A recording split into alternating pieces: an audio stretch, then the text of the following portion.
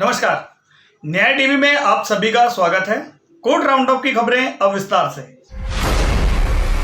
Supreme court ने दोहराया है कि New India Insurance Company Limited बनाम Hindi multipurpose cold storage private limited 2020 5 SCC 757 मामले में संवैधानिक पीठ के फैसले में कहा गया था कि राष्ट्रीय उपभोक्ता विवाद निवारण आयोग NCDRC के समक्ष लिखित बयान दाखिल करने में 30 + 15 दिन 45 दिन से अधिक की देरी केवल भविष्य लक्ष्य प्रभाव को लागू करने के लिए स्वीकार नहीं किया जा सकता है।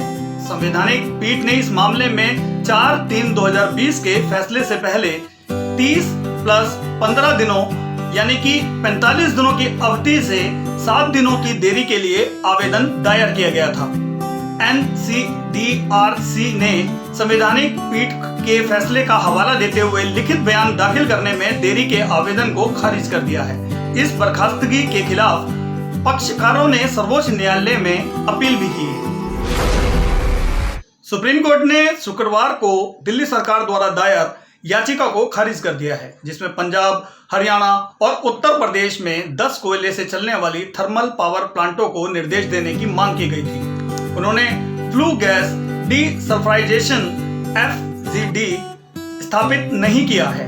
जब तक कि FGD तकनीक स्थापित नहीं हो जाती है तब तक के लिए संचालन को तुरंत बंद किया जाए।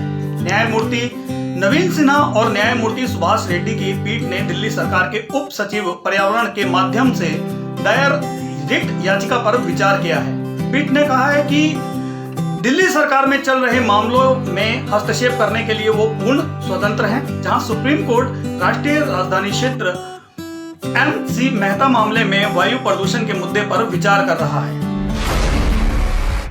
बेंच ने इलाहाबाद हाईकोर्ट के फैसले के खिलाफ अपील पर विचार करते हुए कहा है कि जैसा कि उसे ज्ञात हुआ है कि हाईकोर्ट ने मेडिकल हेल्थ सचिव को कोर्ट में तलब किया गया था। इस मामले में रिट याचिकाकर्ता ने उसे स्थानांतरित किए जाने के आदेश को चुनौती दी थी।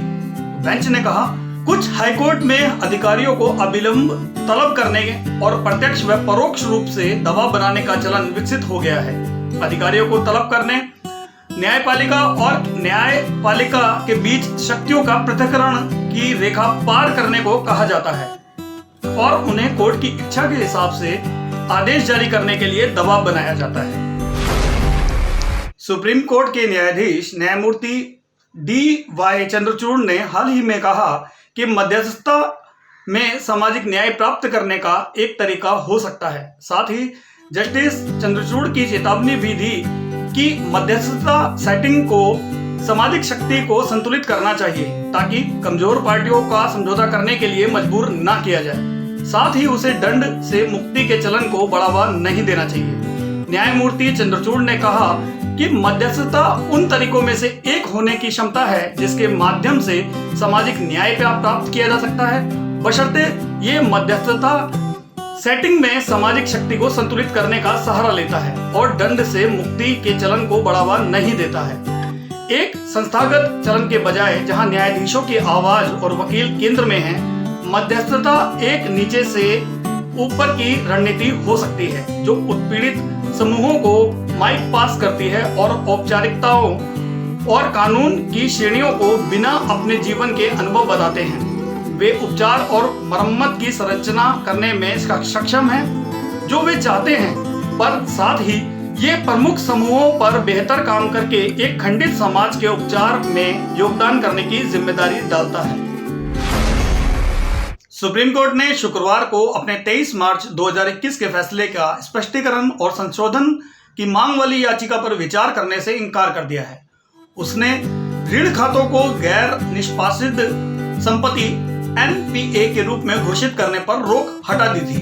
न्यायमूर्ति DY चंद्रचूड़ और न्यायमूर्ति MR शाह की पीठ अधिवक्ता विशाल तिवारी द्वारा दायर एक आवेदन पर सुनवाई कर रही थी, जिसमें स्पष्टीकरण मांगा गया था कि किसी भी खाते को NPA घोषित करने की अवधि को उपरोक्त निर्णय 23 मार्च की तारीख तक ही गिना जाए।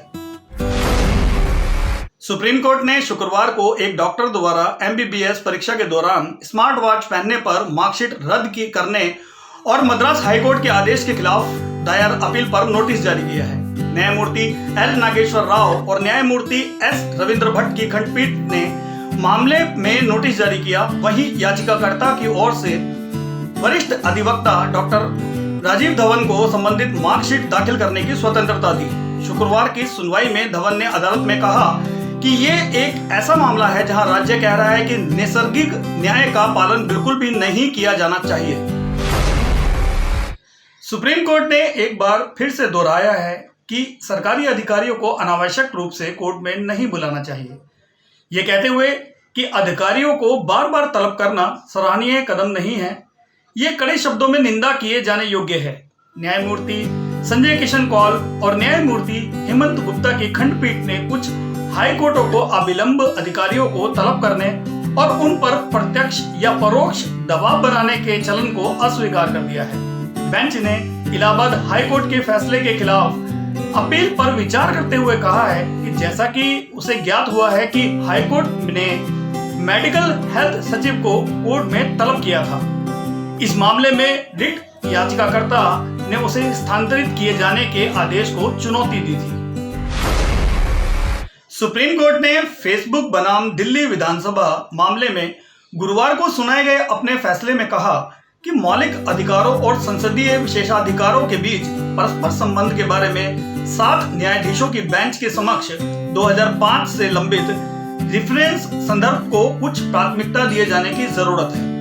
न्यायमूर्ति संजय किशन कौल की अध्यक्षता वाली बेंच ने कहा कि संविधान के खंड 3 के तहत अभिव्यक्ति की स्वतंत्रता, चुप्पी और निजता का अधिकार की तुलना में विशेषाधिकार का बड़ा मुद्दा एन रवि बनाम विधानसभा मामले में बृहद पीठ के रेफरेंस के मद्देनजर अब भी छूटा हुआ है।